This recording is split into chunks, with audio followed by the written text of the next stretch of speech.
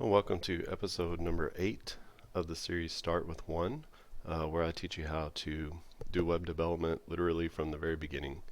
In episode 8, we're going to talk about forms, HTML forms, and a form is just a way to gather information from the user and send it somewhere, usually through an email.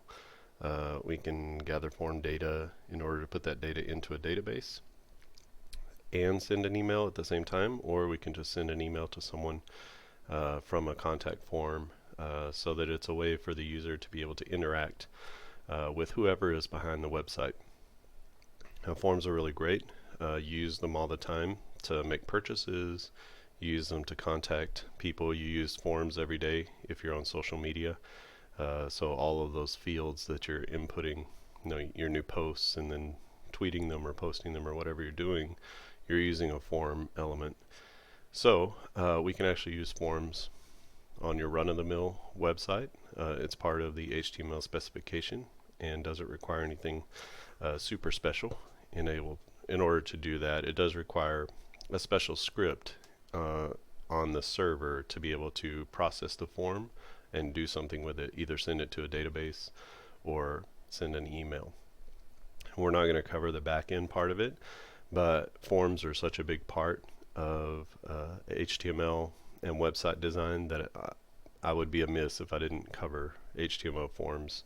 So we're just going to do sort of the front end part of forms and not worry as much about sending the form or doing the back end part. We'll cover that maybe further down the line in the series. Okay, so let's start our form. And the form element looks like this. So you just need a beginning and a close to the form. And then if we come down, everything that's inside of this is going to be part of our form.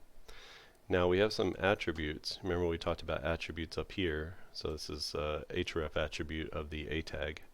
We have some attributes inside of the form, and the two big ones are called action and method.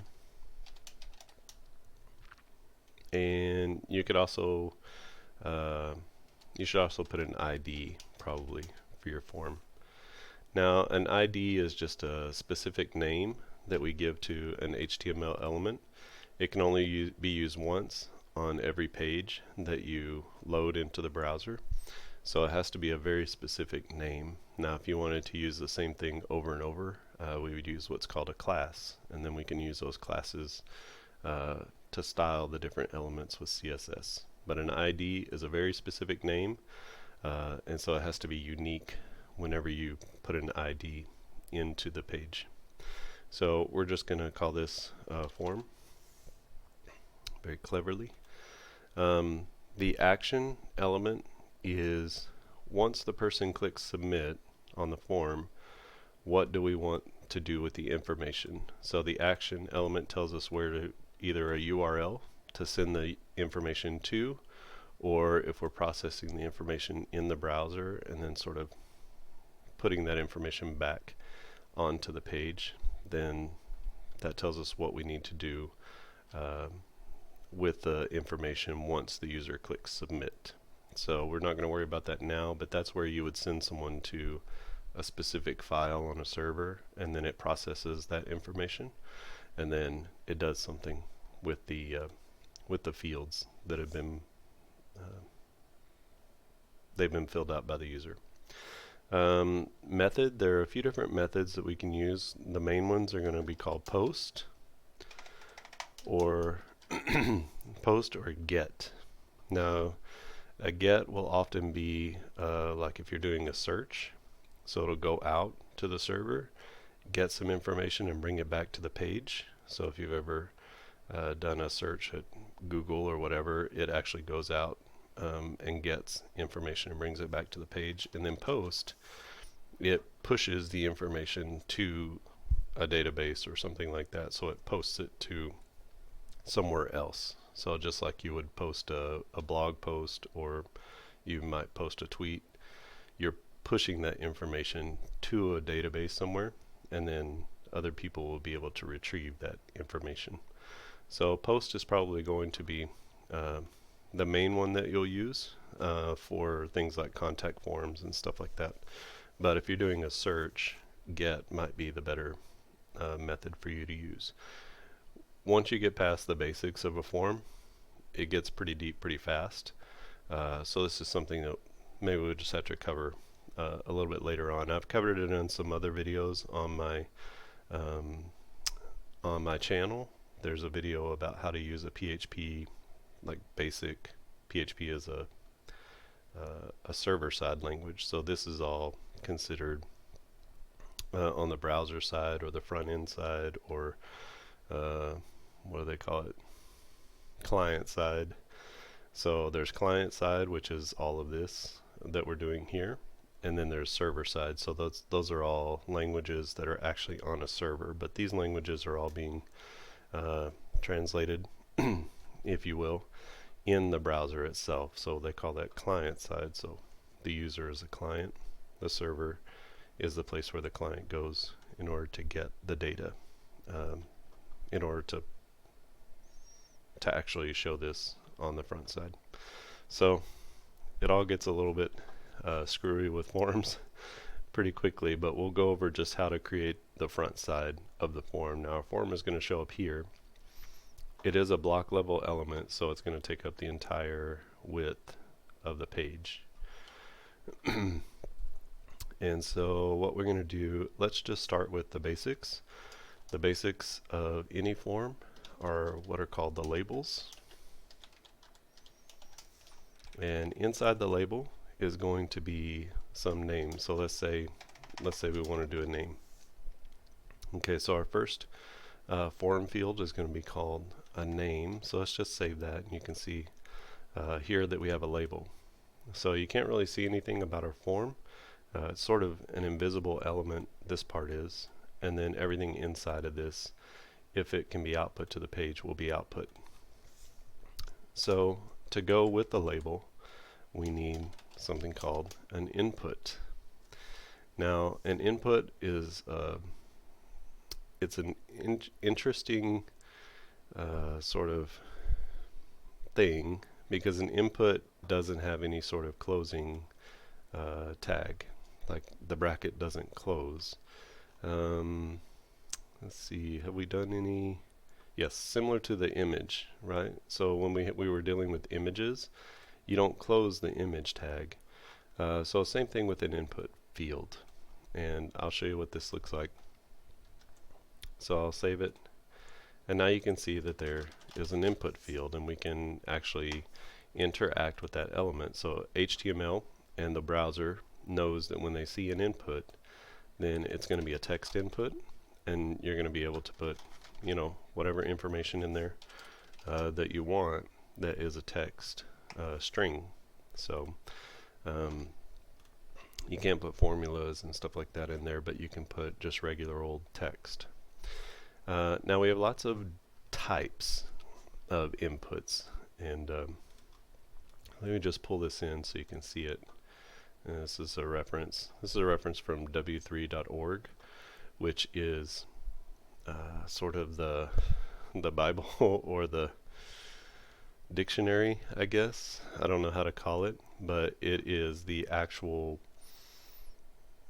all of the stuff that goes into HTML or CSS or JavaScript or whatever it is. So they're sort of the keepers of the languages, and they decide how things change. They decide what gets added and what doesn't, and it's in coordination with developers around the world, but there's a small group who sort of determines the direction that HTML or CSS or or JavaScript is going to go. And so the w3.org is the website where they present all of that information. So we're looking at form data types. So we can have a hidden input, so it doesn't show. We can have a text, which is the default. That's what we just saw. There is a type that is a search, which is basically a search field. So if you're doing some sort of a search, if you want users to input a telephone number, there's a special telephone one. And some of these really, especially telephone, URL, email, date and time, number, Some of these really show up more prominently when you're on a phone or a mobile device than they do when you're in the desktop. Like with the telephone, if you focus or you click on the input field to input something, then it brings up a special keyboard that's only numbers. In fact, it's the telephone numbers. And then when you do a number one, it's a special keyboard that comes up, and it's something that's for mobile. And same thing with the URL. If you do an input type of URL, then it'll give you like a special keyboard that has things like a .com button that allows you to just click the button and it says .com. So if you see sort of a keyboard that's different when you're filling out a form online, and it's different than your normal run-of-the-mill, when you're inputting a post on Facebook, you have your regular keyboard. But then when you do an email, somebody's asking for your email address and it has the little @ symbol. You don't have to go into the special characters to get there, that type of thing. So that's a special keyboard, and that's being shown in reaction to these data types. So there's a URL, and with a URL, it requires you to input a valid URL. Same thing with an email address; it requires a valid email address. A password field is going to show you the little asterisks, unless you have it show what's inside the password field. A date is going to give you a little date picker, and the time. I know on the iPhone a long time ago it used to be where you could roll the little dials up and down. That would be a time one. Number is just a number. A range gives you a slider that you can grab and drag one way or the other. That's for a range. And then a color, you can choose a color from like a little box that has lots of colors in it. Check boxes we use all the time. Check boxes are usually when you can check multiple things at the same time. Radio buttons usually only allow you to click one thing at a time. File uploads allow you to upload files to a form and submit them. And then the submit button is what we use in order to submit the form. You can use a specific reset button, and then if there's just a button in there you need to use, then there's just a regular button that doesn't submit the form. So there's lots of different data types that we can try to get from the form itself. So let's just try a couple of them. Let's just say type equals text. So this is the most basic one. And here we're inputting text. I'm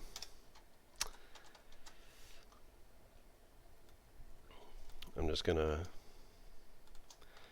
copy and paste some of this. So the next field is going to be email. This is pretty common for us to see email. Now this type input is going to be email.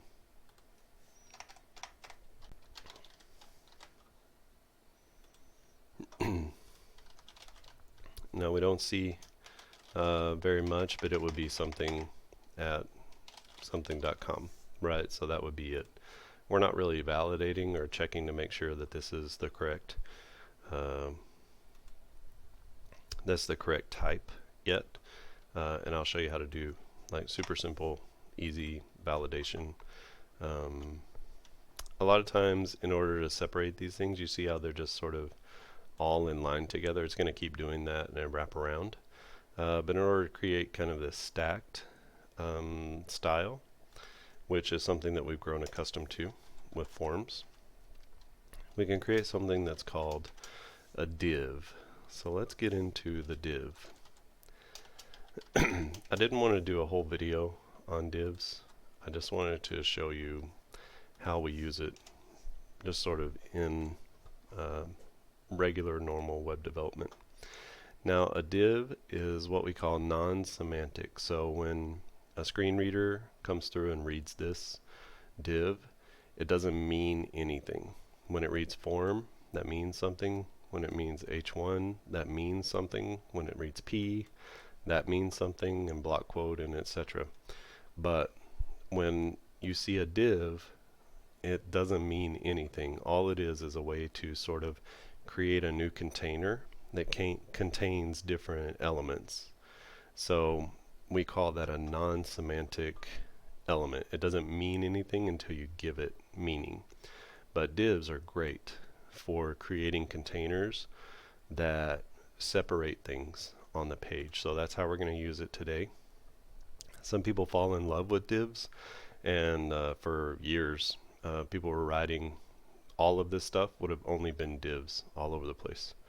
So the page didn't mean anything when a screen reader got there. They didn't know what the structure of the page was because it was all the same thing. It was all divs, which doesn't make any sense because it doesn't help the screen reader or the Google bot or whatever it is to understand what's on the page. And as we got more and more into search engine optimization and how that's important to be able to let the robot know what's on your page so that it can index it properly and show you what's on the page itself. Divs have started to take a back seat, which is nice, but they still are alive and well on like large scale applications. But this is called semantics, or the semantic web, and it's sort of a big field because it includes accessibility, because we are talking about, at that point we're talking about special access to people who can't see or can't hear. You know, you're talking about special access to different types of impaired users. So, all right, divs, the mighty div. Okay, and then because this is an actual tag, we can actually add a class to our divs, and then we can sort of style those. Whatever's inside that div, we can style it specially. So it's a powerful element. It's a block level element, so that means by default it goes all the way across the page. But these, you can see, are what we call inline. That means a label is inline, so it's gonna, the next, like these paragraphs are blocks, so we think about them in blocks. They automatically go down to another page, or another underneath the block ahead of it. And then this one does not. So this element here is separate from this element, but they come in next to each other, so they're sort of pulled up, and we call that inline, and their style is inline. So inline styles are or inline elements are going to sort of just line up one after another, and then when they get to the end of the page, so if we did another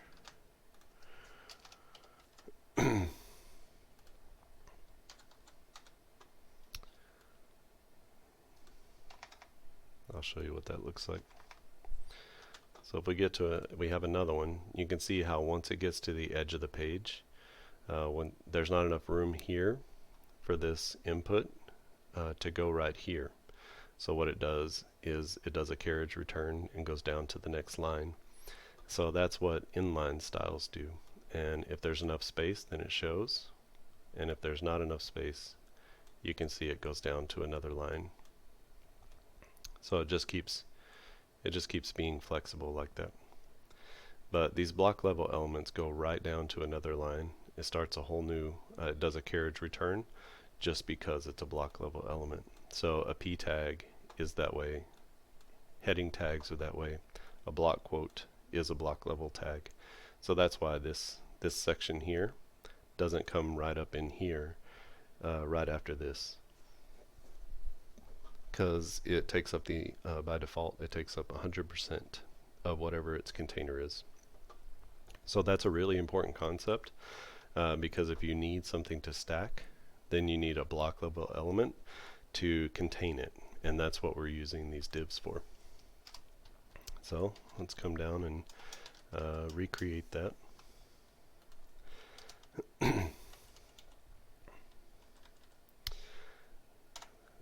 In this video, we're sort of putting together some things conceptually to show you how we need to lay out the page. So I'm sort of getting into that maybe one video earlier than I thought I might, but these are really important concepts between divs.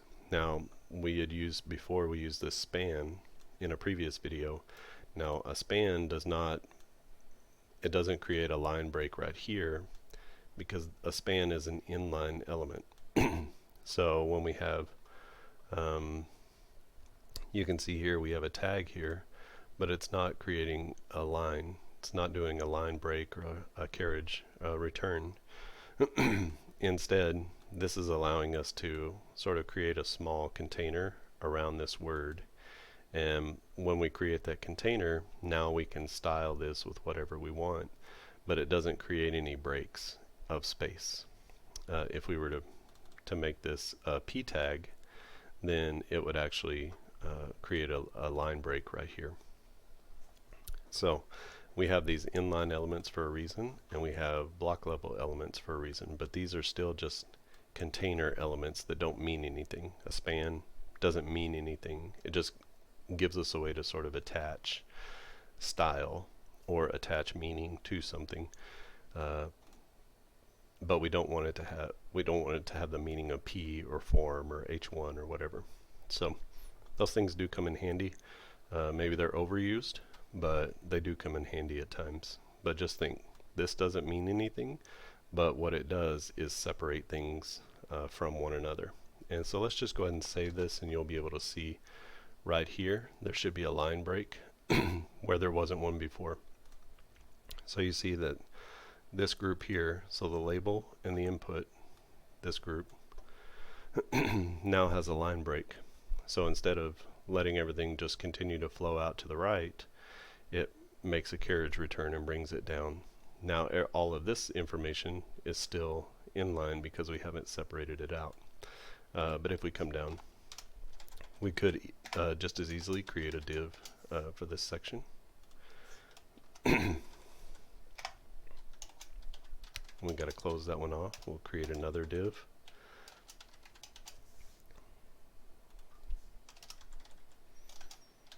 And we'll close off that one.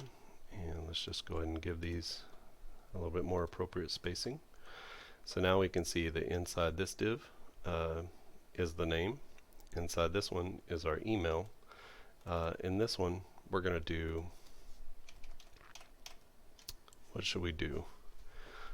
Let's do a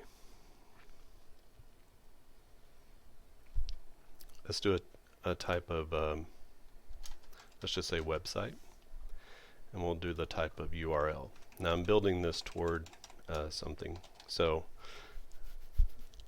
just stick with it.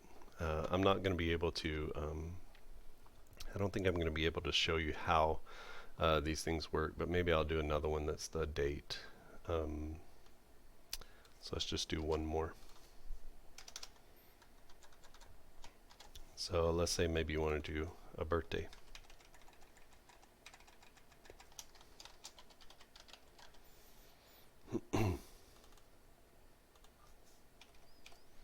And then this one we'll call type of date. Okay. So we have 1, 2, 3, 4 elements. They should stack together with the label on the left. That's what should happen. I'm going to save and refresh, and then now we have that. So you can see that all of our elements are now, our labels and our inputs are together inside of these block level elements. And you can see how there is a line break, or a carriage return, I guess is what it is. And then it pushes the next ones down to the next line. So that's what the div does for us. You could also use, you could just as easily use a p tag here. If you wanted to use a p, it does the exact same thing, but the problem is now a p tag creates its own little spaces, which visually looks nice and would be appropriate for an element like this in a form, but this is not a paragraph, so that's a problem, right? A paragraph is a section of text. So semantically, you're telling the reader or the screen reader this is a paragraph, but the reality is it's not a paragraph. It's a collection of input and label. So semantics is just sort of a big deal in some countries, in some places. If your website is not appropriately accessible, then you're going to get in trouble through the government, or your company is going to get fined or something like that. So it's not quite to that place in the United States, but it is if you work on a government website. It has to be accessible. And so we have to really think about how we use the different tags. I know it seems like I'm belaboring the point, but this is a really big part of being a conscientious web developer. And it's better for you to focus on it and learn it now at the very beginning than it is to learn how to write bad code and then figure out how to write good code in the end. It's better just write the code well and just deal with it from the beginning. Okay, so we have all of our types here. This one, and this one, and this one are all essentially going to be, text fields. You can see that when I hover over it, it says please enter a URL, and it says, it's giving me some sort of instructions. So include an @ and it's telling me already that I'm missing the @ sign, and then it says that this is an incomplete email.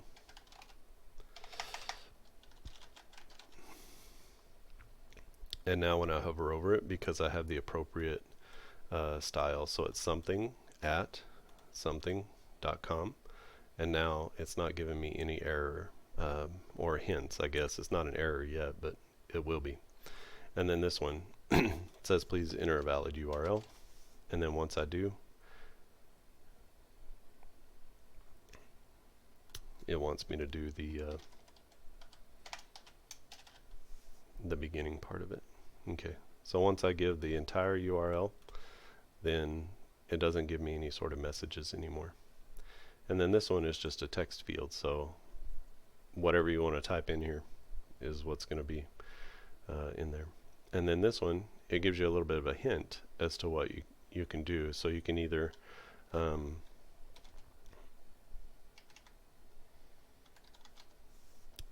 input a date directly by clicking on these different parts of it.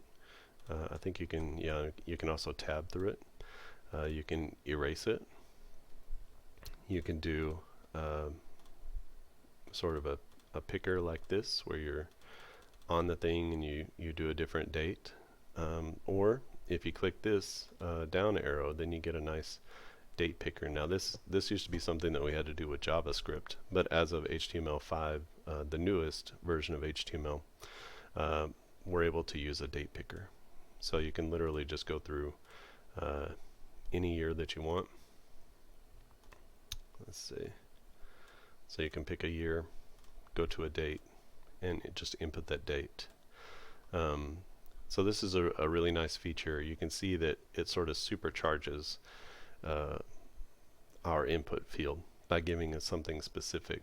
Now, this does a lot of functionality that you used to have to do by hand, or you had to use some sort of a plugin or a library or something to make that happen on a regular input field. But now it just comes already sort of baked into HTML, which is nice. And that's the same thing that happens on a mobile device. You'll get a picker, a date picker, or you'll be able to input this the way that you want to. Okay, let's do one more field down here, and our last one is going to be called, it's going to be our submit button. Now for our submit button, we're going to come in here and we're going to do a type of submit. So let's just save that. It doesn't need a label, and you'll see why. So now we have a button here. Now this button doesn't do anything. Let's see, did it change my URL? No. The button doesn't do anything because we don't have any action for it to do. So it can't really post anywhere or do anything. So you can click it all day long. You can see that it's trying to do something, but there's nothing for it to do, and there's nowhere for it to go. But this is the general form of your form. You can also put, you can put different elements in there. It doesn't all have to be inputs, so you could say my form. You know, you can put a little title on it. And this is actually a part of the form itself. So you can sort of mix and match elements in there. You could put images in there. You can do lots of different things inside of the form itself, and only the inputs, only the things that you give specific inputs for are going to be passed along with the form. So if you put an image in at the top of this, that image is not going to go with the form data unless you tell it to specifically. So only the things that the user inputs are what is submitted with the form. All right. Hopefully that is clear. I told you I'd only do one more, but let me just do the last one because this is so common with especially contact forms. So let's say you want to do a message. Now with a message, we don't have an input type. What we want is like this is just a single line across. What we want is a multi-line, sort of a larger input box. You've seen that on contact forms all over the place. And the way that we do that, it's called a text area. Now, a text area, like an input field, does not need a closing anything. So,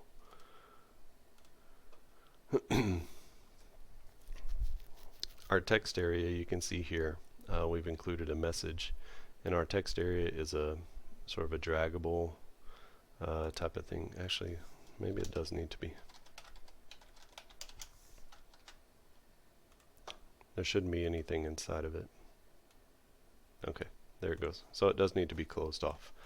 But we don't use a typical input for that. We use a special input that's called text area, and it allows you to, it gives you this sort of, you can drag it, you can do multi-line sorts of things with it. Now when it first comes up, you have one line, two lines. So it gives you two rows, but once it goes past that, it gives you this little arrow button. You could also drag it out so that you can see more. But the way to create either a wider space or a taller space is by using, I think it's rows. Let's try rows. It's been a while since I've just styled these by themselves. So let's say rows instead of 2, let's do 5 rows. So I'll save that. And you can see that it got taller, right? It's more pronounced if I do 25. So you can see that I've created 25 rows, which means basically 25 lines of space. And if I do calls, which stands for columns, and I do 25, then that's how many columns across we're going to get. So it's a little bit more, so the default is probably 20, but if you do 105, then it's going to go really far. You can see that. So it goes 105 basically characters across, which is each character is a column. So that's the way that you can create a text area so that the user will be able to put their message into the text area. So there's a lot of styling that would need to be done with this form, and we would do that styling through CSS on these divs, and then each of these different elements can have its own style if you want to. And if you want the labels to be on top, then again you could just separate them out like this with the div. And remember, the div makes this a block level element, so it makes it go all the way across the page. So now this name input is inside of an element that goes all the way across the page, so that pushes it down to the next line. It pushes this input down to the next line, so that if you did that with each of these other elements, then it would also push it down to the next line. So that's how whenever you see where the label is on top of the submission or in top of the input part of the form, that's how they're doing that. Is they're creating a block level element, or through CSS they're making this label to be a block element. So this is not necessary to use a div. You can use that style with CSS. Just remember that whatever you put into the HTML is something that you're going to have to go back and change if you want to change it. And it's way easier to go change one CSS property or CSS call to the label than it is, and which changes all the labels, than it is to go through and to have to delete every single div that you've placed. So all of your HTML should be for structure. If you want to begin to create visual style and design, then that's where you should be using CSS. So, all right. I think that's enough. You could go through and you could try out some of the other different data types. Let me give you this.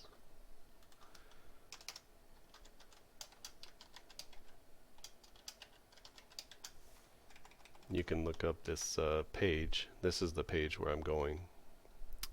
So if you go to w3.org and you look up forms, select the form element, you can look that up and check it out.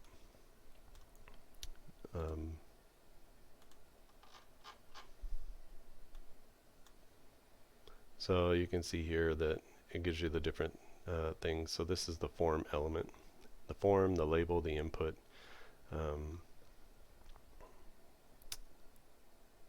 Let's see. I'll take you through the part of it.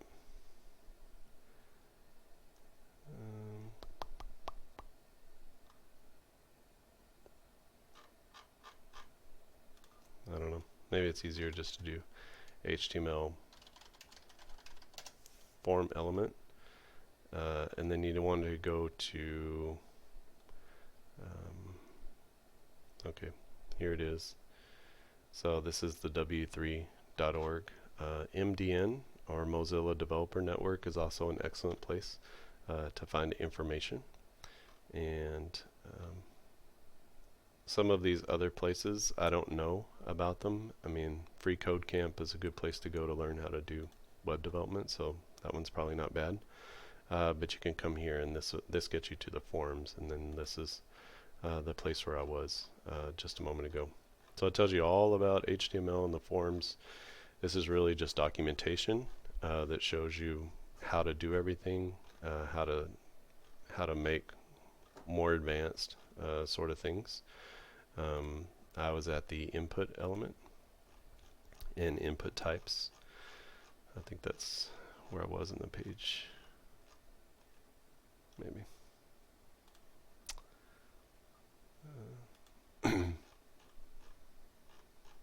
So there's lots of different ways to style and write all these different things. You can see there's a text area, there's the button element. So there's a lot of different stuff here. And you can choose to do that. If you want to sort of dig deeper in here, if you go right to this URL, then you'll see the page that I was showing you before with all the different types and the data types. So try those out, try other things, and let me show you one more key part. So there's another attribute. So when you submit a form, you've submitted one wrong before, and it shows you, it says, hey, you didn't fill out this input correctly, right? So go back and fill it out correctly. That's called form validation. Now, form validation is super important because it means if someone is trying to submit information that's either harmful or information that you don't want in a format that you don't want, then you catch that before the user sends it, and then if they're honest, or if um, they're legitimately trying to fill out the form, then they can fill it out correctly. Or if they're not honest and they're not trying to fill out the form correctly, they're just trying to send harmful stuff to you or mess with you, then it stops them from being able to do that. And there's one key attribute. Now the attribute doesn't have any sort of value like these attributes. Type has a value you can put in there, but these attributes don't have a value. And this attribute is called required. So let me just show you that in action. I'm showing you that.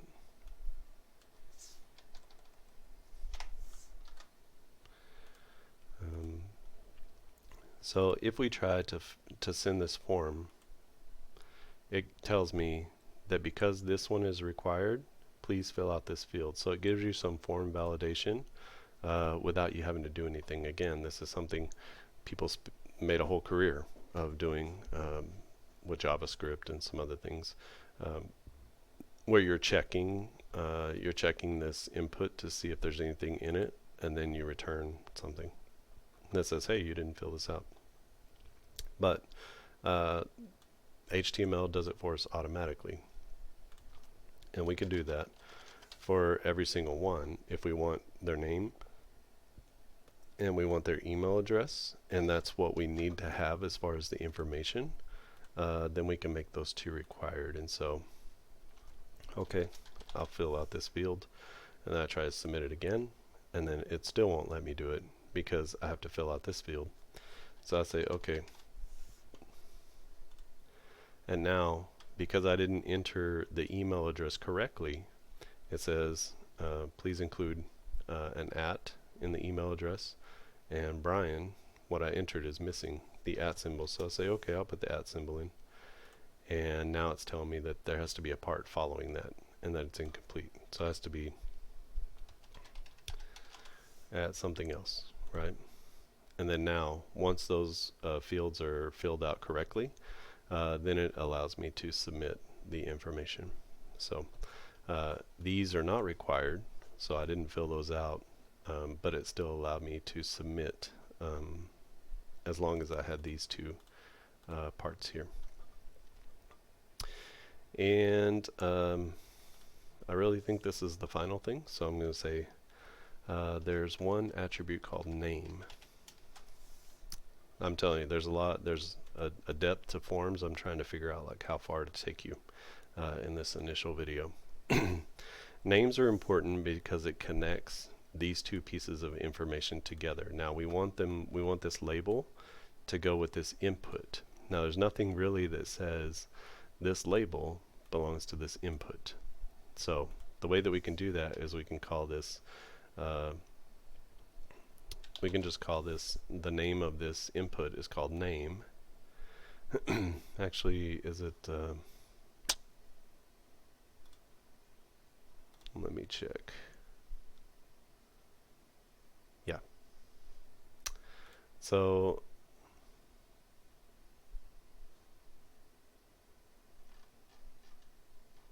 let me just make sure that I'm telling you the right things here.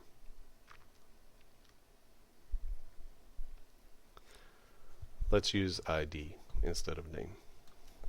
So we're going to give this an ID. Remember, this ID is a unique element, right? It's a unique element to this form as a whole, and then now it's going to be a unique element to this input. So we're going to attach whatever we put for ID on each input. We're going to say label, and then use an attribute that says for, and then we're going to reference that ID. So we're going to say this label is for the input that has the ID of name. So same thing down here. And let's give it an ID. And we'll say email. And then this label is for email. You're not going to see anything show up necessarily here, but you can see now when I click on the name, or the label, it actually highlights or focuses in on the input. Now this is kind of a cool thing because it shows that these two things are together. When I click on website, that doesn't do anything because we haven't attached it to this input. Same thing with birth date. But as soon as I do that,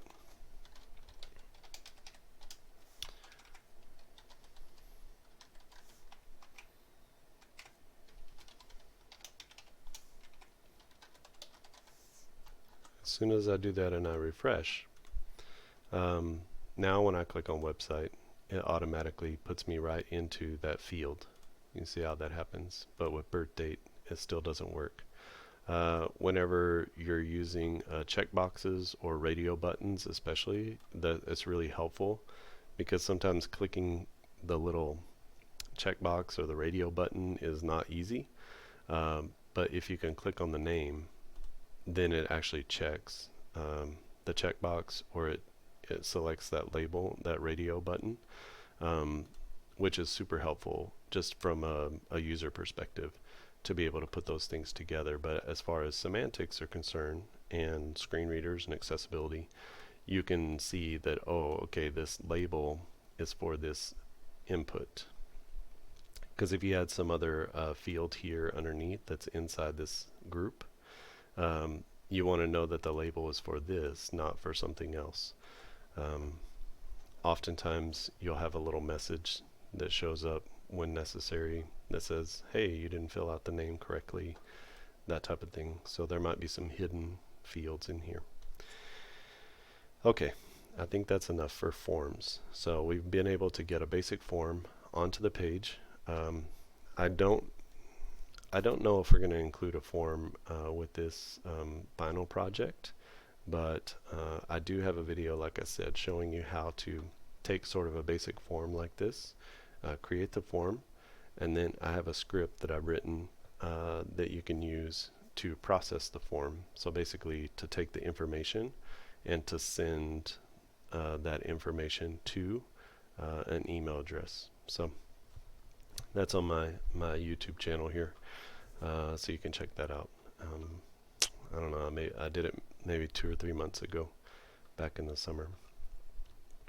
Alright, it's actually a 2-part series called PHP Forms, I think, or PHP HTML Form or something like that. You can check out the playlist for that. Alright, if you have any questions, please put them in the comments section. I'd love to hear your feedback on, is this clear? Did you understand it? Is there something I missed? Because maybe I need to go back and do this one again. I'm fully open to the difficulty of forms. This is sort of a bane of web development existence for a long time, because now you're not just inputting stuff onto the page, you're having to think about interaction directly with the user.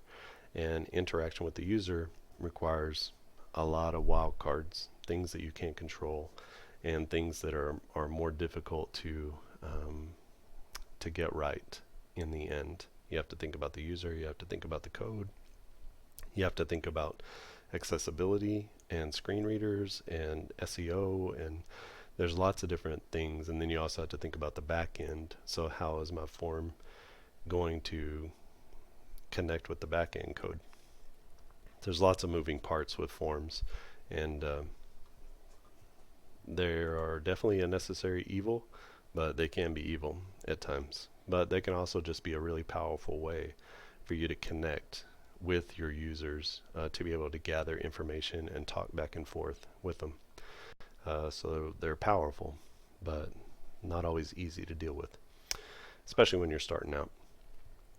Alright, if you have missed any of the episodes, this is episode 8, so if you've missed any other episodes, click on the link in the description back to the playlist, and just you can start at episode number 1 and work your way through.